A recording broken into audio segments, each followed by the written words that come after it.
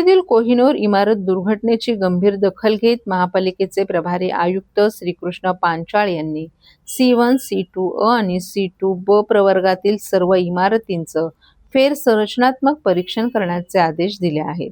चुकीचं वर्गीकरण करणाऱ्या अधिकाऱ्यांवर कारवाईचा इशारा देत शहरातील रस्त्यांवरील खड्ड्यांची तातडीने आणि दर्जेदार दुरुस्ती करण्याचे निर्देशही त्यांनी दिले आहेत. भिवंडी निजामपूर शहर महानगरपालिकेचे आयुक्त अनमोल सागर हे रजेवर असल्यामुळे आयुक्त पदाचा प्रभारी पदभार ठाण्याचे जिल्हाधिकारी श्रीकृष्ण पांचाळ यांच्याकडे सोपवण्यात आलाय. गंगारामवाडी येथे घडलेल्या दुर्घटनेच्या पार्श्वभूमीवर आयुक्त श्रीकृष्ण पांचाळ यांनी महानगरपालिकेतील सर्व नियंत्रण अधिकारी आणि विभाग प्रमुखांची बैठक घेऊन आपत्कालीन परिस्थिती आणि रस्त्यांच्या दुरावस्थेचा आढावा घेतला. या बैठकीस अतिरिक्त आयुक्त विठ्ठल डाके, उपायुक्त सपना वसावा, उपायुक्त बाळकृष्ण क्षीरसागर यांच्यासह सर्व अभियंते आणि विभाग प्रमुखही उपस्थित होते. या बैठकीत प्रामुख्याने धोकादायक आणि अतिधोकादायक इमारतींच्या वर्गवारीचा आढावा घेण्यात आला. दुर्घटनाग्रस्त कोहिनूर इमारत ही C2 अ म्हणजेच दुरुस्ती योग्य धोकादायक इमारत प्रवर्गामध्ये नोंदवण्यात आली होती. त्याबाबत आयुक्त पांचाळ यांनी नाराजी व्यक्त केली.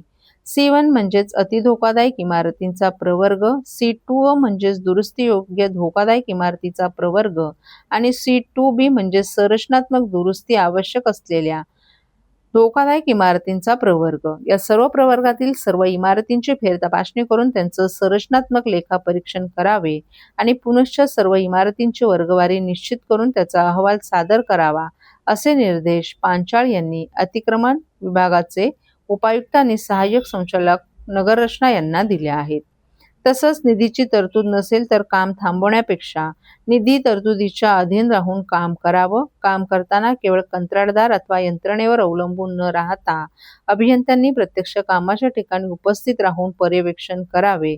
मात्र हे करताना गुणवत्तेमध्ये तडजोड होता कामा नये. ज्या रस्त्यावर वाहतूक अथवा वर्दळ जास्त असते अशा ठिकाणी वाहतूक विभागाशी समन्वय साधून वाहतूक आवश्यकता भासल्यास वाहतुकीचं नियोजन करून काम पूर्ण करावं. शाळांच्या बस, रिक्षा, दुचाकी यांना सुयोग्य होईल अशी रस्ते दुरुस्ती करण्यात यावी तसेही त्यांनी निर्देश दिलेत.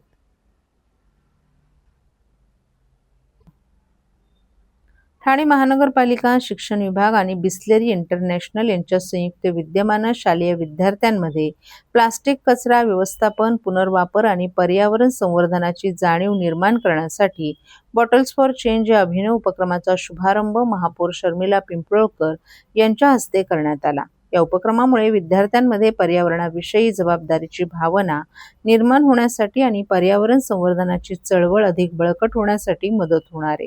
विद्यार्थ्यांमध्ये कचरा वर्गीकरणाची सवय, प्लास्टिक संकलन आणि पुनर्प्रक्रियेबाबत जागरूकता निर्माण करण्याच्या दृष्टीनं हा उपक्रम महत्त्वाचा ठरणार असल्याचं महापौरांनी नमूद केलं.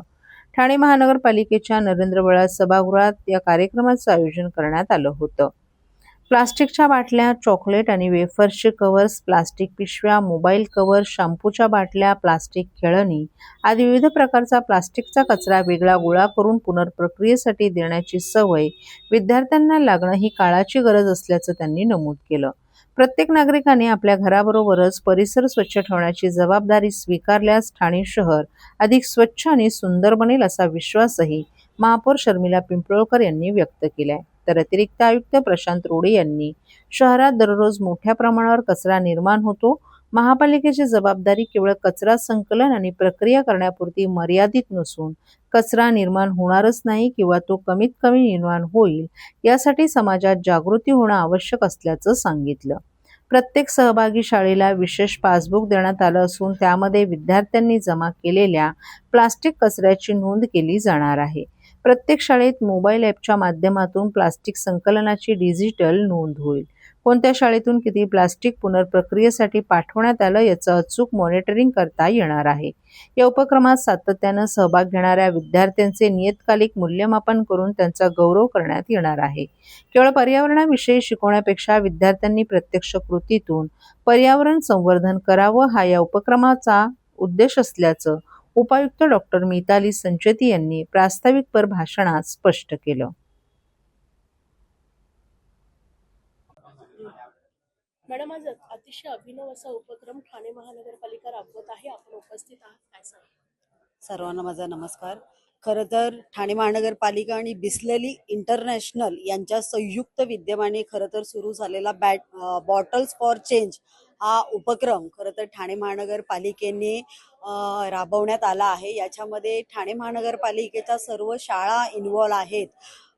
उपक्रम या पद्धतीचा आहे की ज्या पद्धतीने प्लास्टिकचा वापर आपण सर्वजण जास्त प्रमाणात करतो आहे, तर प्रत्येक विद्यार्थ्याने आपल्या घरात असलेले प्लास्टिक दर आठवड्याला शाळांमध्ये आपल्या टीचर्सकडे जमा करावं आणि त्या प्रत्येक एक मला वाटतं प्लास्टिकला म्हणजे वर्गीकरण आहे प्रत्येक प्लास्टिकमध्ये आणि ज्या पद्धतीचं प्लास्टिक असेल तर त्याला 1 पासून 5 पर्यंत असे गुण आहेत आणि जो विद्यार्थी सर्वात जास्त गुण मिळवेल आणि जो वर्ग सर्वात जास्त गुण मिळवेल त्याला एक विशिष्ट प्रकारचं बक्षीस ठाणे महानगरपालिकेच्या माध्यमातून दिलं जाणार आहे. विद्यार्थी हे उद्याचे खरं तर नागरिक आहेतच, पण त्याचप्रमाणे स्वच्छता आणि शाश्वत ही नेहमीच आपण जपली गेली पाहिजे. त्याचप्रमाणे मला वाटतं महाराष्ट्राचे लाडके उपमुख्यमंत्री एकनाथजी शिंदे साहेब यांनी 2023 मध्ये मुख्यमंत्री असताना स्वच्छता अभियान हा कार्यक्रम सर्व महाराष्ट्रभर राबवला होता आणि तो ठाणे शहरामध्येही त्याच जोमाने मला वाटतं चालू आहे आणि त्याच धर्तीवर हा छोटासा उपक्रम ठाणे महानगरपालिकेच्या प्रत्येक शाळांमध्ये आपण राबवत आहोत आणि एक विद्यार्थ्याला मला वाटतं आजचा विद्यार्थी उद्याचा एक भक्कम नागरिक आणि स्वच्छ शहर कसं ठेवू शकेल याची ही सुरुवात मला वाटतं ठाणे महानगरपालिकेतून आपण चालू केली आहे. एक शाळांप्रमाणे सार्वजनिक स्थानकांमध्ये ठाणे महानगरपालिकेच्या हद्दीतील सार्वजनिक स्थानकांवरती देखील हा उपक्रमाला राबवला जाईल. आज हा उपक्रम मला वाटतं ठाणे महानगरपालिकेच्या शाळांमधून आपण सुरू केला आहे, पण शिक्षण अधिकारी आणि संचिती मॅडम यांच्याबरोबर आपण याबद्दल चर्चा केली. लवकर ठाणे शहरातील प्रत्येक शाळांमध्येच नाही तर प्रत्येक सोसायट्यांपर्यंत पण हा कार्यक्रम आपण पोहोचवण्याचा प्रयत्नात राहू. दादा, दात घासताय ना, मग पाणी का वाया घालवताय? ताई, भांडी घासा नाहीतर फोन पहा, पण नळ का चालू ठेवलाय? अंघोळ झाली ना करून, मग शॉवर चालूच. कपडे धुताय पण पाणी वाया जातंय, त्याचं काय? गाडी अशी धुताय आणि उद्या पाणी कायमचं संपलं तर? पाण्यासाठी किती जणांची वणवण होते. कित्येक कुटुंबांना तर पाणी मिळतही नाहीये. पाणी बोलत नाही, पण आपण त्याची किंमत जाणली पाहिजे. पाण्याचा अपव्यय टाळा, परिस्थिती भीषण होऊ शकते. प्रत्येक थेंब जपा, पाणी वाचवा. पाणी ही निसर्गाची देणगी आहे. पाणी निर्माण करता येत नाही. पाण्याची बचत हीच पाण्याची निर्मिती. ठाणे महानगरपालिकेतर्फे जनहितार्थ जारी.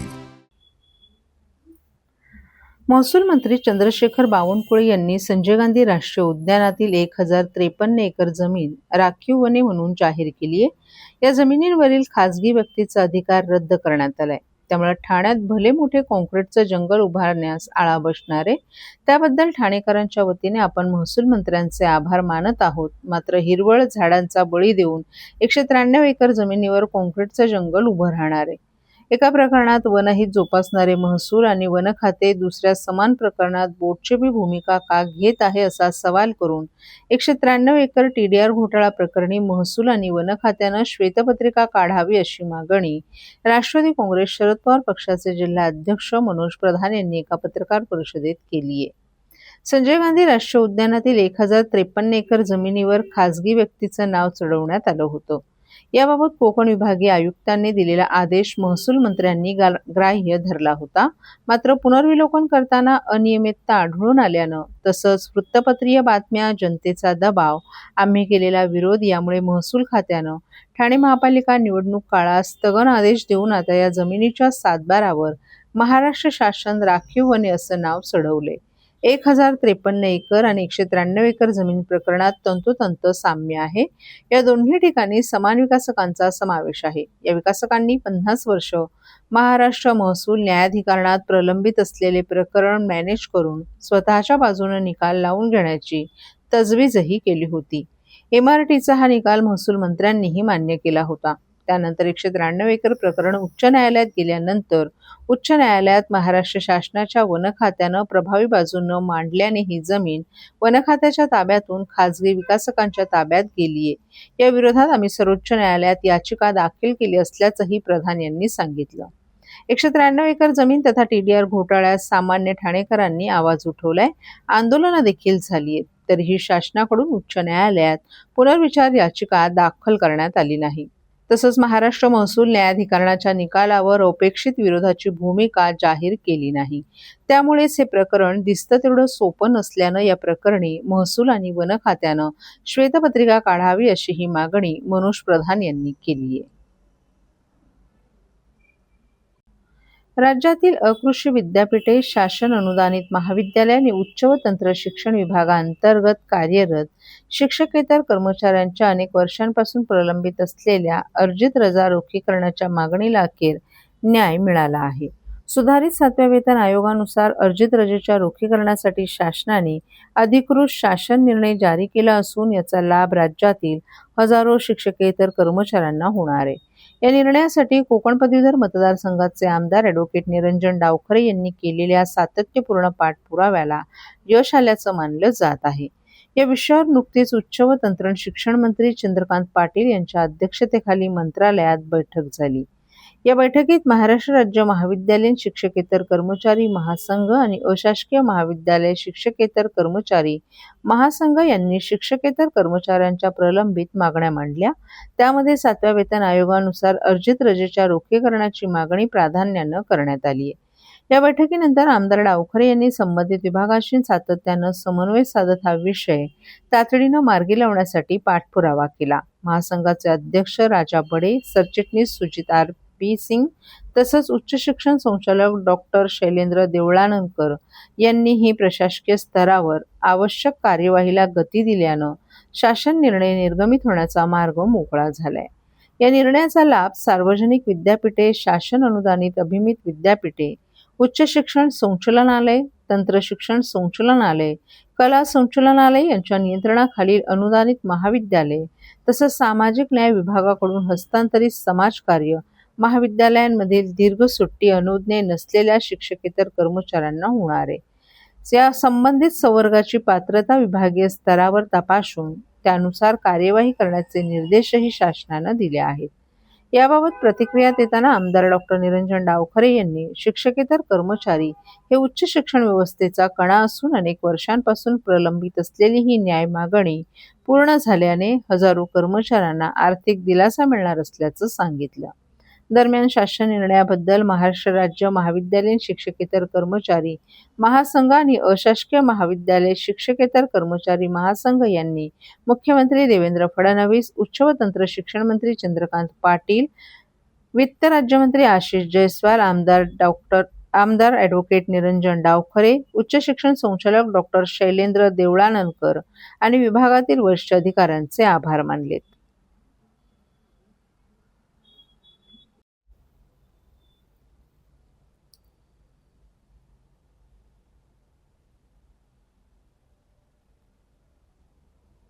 गोविंदांच्या सुरक्षेला युवासेनेच्या पाठपुराव्याचं यश. दहीहंडी उत्सवात मानवी मनोरे रचणाऱ्या गोविंदांच्या सुरक्षेला सर्वोच्च प्राधान्य देत राज्य सरकारने 2026 साठी महत्त्वाचा शासन निर्णय जारी केलाय. या निर्णयानुसार राज्यातील 1,60,000 गोविंदांना विमा संरक्षण देण्यात येणार असून यासाठी युवासेनेचे कार्याध्यक्ष पूर्वेश सरनाईक यांनी केलेल्या सातत्यपूर्ण पाठपुराव्याला यश मिळाल्याची भावना व्यक्त होते. पूर्वेश सरनाईक यांनी दहीहंडी उत्सवात सहभागी होणाऱ्या गोविंदांच्या सुरक्षिततेचा प्रश्न सातत्यानं शासनाच्या निदर्शनास आणून दिला होता. यानंतर राज्य सरकारनं हा निर्णय घेत गोविंदांना अपघाती मृत्यू, कायमस्वरूपी अपंगत्व तसंच उपचार खर्चासाठी व्यापक विमा संरक्षण देण्याचा निर्णय घेतलाय. शासन निर्णयानुसार अपघाती मृत्यू किंवा दोन्ही अवयव अथवा दोन्ही डोळे गमावल्यास 10 लाख रुपयांचं विमा संरक्षण देण्यात येणार आहे. एक हात, एक पाय किंवा एक डोळा गमावल्यास 5 लाख रुपये, कायमस्वरूपी पूर्ण अपंगत्वासाठी 10 लाख रुपये, तर कायमस्वरूपी अंशतः अपंगत्वासाठी विमा पॉलिसीतील तरतुदीनुसार भरपाई दिली जाणार आहे. तसंच अपघातामुळे झालेल्या रुग्णालयीन उपचारांसाठी प्रत्यक्ष खर्च किंवा कमाल 1 लाख रुपयांपर्यंत मदत उपलब्ध होणार आहे. यंदा विमा संरक्षणाचा लाभ घेणाऱ्या गोविंदांची संख्या 1,60,000पर्यंत वाढवण्यात आली असून प्रत्येक गोविंदांसाठी अत्यल्प प्रीमियममध्ये विमा संरक्षणाची व्यवस्था करण्यात येणार आहे. यासाठी राज्य क्रीडा विकास निधीतून हा खर्च केला जाणार आहे. युवासेनेचे कार्याध्यक्ष पूर्वेश सरनाईक यांनी या निर्णयाचं स्वागत करत गोविंदा हा आपल्या सांस्कृतिक परंपरेचा अभिमान असल्याचं सांगितलं. उत्सवाचा आनंद साजरा करताना प्रत्येक गोविंदांची सुरक्षितता हीच आमची प्राथमिकता आहे असं सांगत राज्य सरकारनं घेतलेला हा निर्णय लाखो गोविंदा आणि त्यांच्या कुटुंबियांना दिलासा देणारा असून यापुढेही गोविंदांच्या हितासाठी आवश्यक त्या सर्व बाबींवर सातत्यानं पाठपुरावा केला जाईल असं त्यांनी सांगितलं. तसंच या निर्णयासाठी राज्याचे मुख्यमंत्री देवेंद्र फडणवीस, उपमुख्यमंत्री एकनाथ शिंदे आणि सुनेत्रा पवार यांच्यासह परिवहन मंत्री प्रताप सरनाईक यांचेही त्यांनी आभार मानलेत. या निर्णयामुळे राज्यभरातील दहीहंडी मंडळं, गोविंदा पथकं आणि त्यांच्या कुटुंबियांमध्ये समाधानाचं वातावरण निर्माण झालं असून यंदाचा दहीहंडी उत्सव अधिक सुरक्षित आणि विश्वासानं साजरा करण्याचा मार्ग मोकळा झालाय.